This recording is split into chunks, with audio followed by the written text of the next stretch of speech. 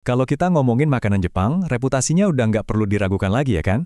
Tapi ternyata, di balik citranya yang sehat itu, ada sebuah paradoks yang menarik banget.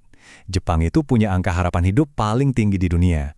Tapi pertanyaannya, apakah umur yang panjang itu udah pasti berarti hidup yang sehat? Nah, ini dia. 4 kata yang ngegambarin sistem makanan modern di Jepang saat ini. Coba deh bayangin, makanan yang enak, harganya terjangkau, disajiin super cepat, dan bisa kita temuin di hampir setiap sudut jalan.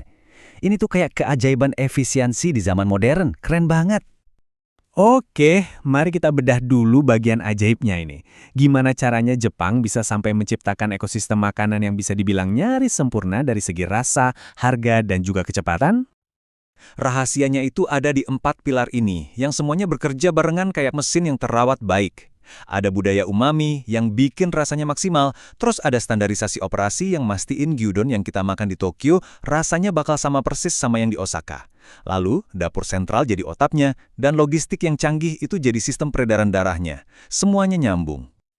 Sekarang, ayo kita intip lebih dalam lagi mesin industrinya.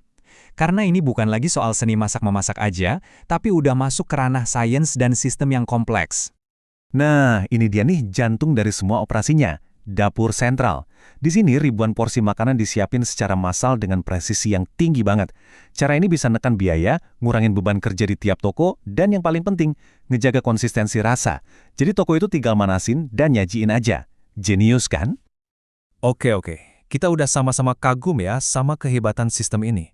Tapi, ya seperti banyak hal, di balik semua kemudahan ini, seringkali ada pertanyaan besar yang tersembunyi. Kira-kira ada nggak ya sisi lain dari koin ini? Untuk bisa paham, kita perlu kenalan dulu nih sama istilah ini. Makanan ultra proses atau disingkat UPF. Gampangnya gini, ini tuh bukan makanan yang biasa kita masak di dapur rumah. Ini adalah formula industri yang dirancang khusus untuk rasa, kemudahan, dan umur simpan yang panjang, dan seringkali butuh bantuan zat aditif.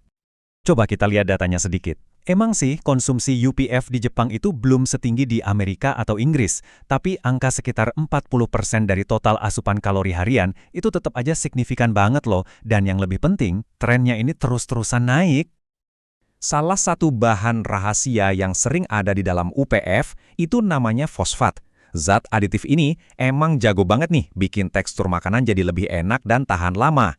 Masalahnya, sekarang makin banyak penelitian yang mengaitkan asupan fosfat yang berlebihan dengan naiknya resiko penyakit jantung dan pembuluh darah.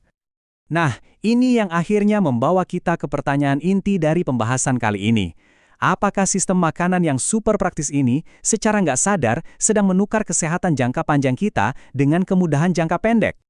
Untuk menjawabnya, kita perlu melihat dua ukuran yang berbeda. Soalnya, hidup sampai umur 90 tahun, itu artinya nggak sama dengan hidup sehat sampai umur 90 tahun. Beda kan?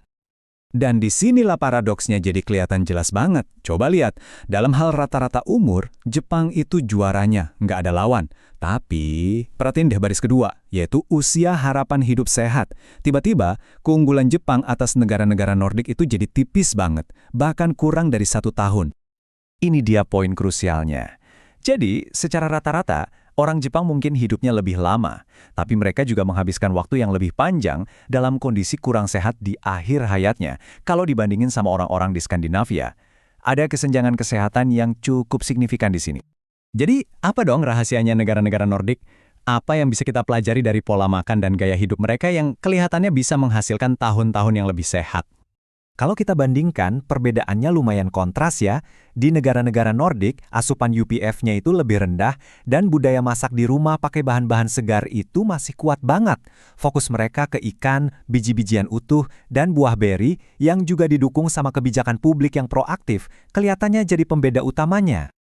Para ahli menyimpulkan kalau kunci keunggulan mereka itu ada pada pola makan yang sifatnya anti-inflamasi. Jadi kombinasi makanan utuh ini secara alami membantu tubuh kita melawan peradangan kronis, yang seringkali jadi akar dari banyak penyakit modern. Terus, apa artinya semua ini buat kita? Nah, tujuannya bukan untuk menjelek-jelekkan satu sistem dan memuja yang lain ya, tapi untuk mengambil pelajaran terbaik dari keduanya.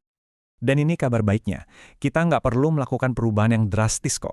Penelitian menunjukkan, hanya dengan mengurangi porsi UPF sebesar 10% aja dari pola makan harian kita, dampaknya untuk menurunkan risiko kesehatan itu udah signifikan. Perubahan kecil, hasilnya besar.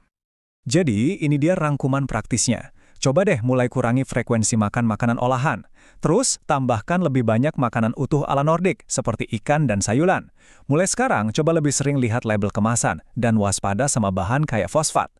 Intinya sih, temukan kembali keseimbangan antara kenyamanan modern dan kearifan memasak makanan yang segar. Pada akhirnya, inilah pertanyaan yang tersisa buat kita renungkan. Jepang udah berhasil memecahkan teka-teki umur panjang. Tantangan berikutnya, baik untuk mereka maupun kita semua, adalah memastikan bahwa tahun-tahun ekstra yang kita dapatkan itu adalah tahun-tahun yang berkualitas, penuh energi, dan tentunya sehat.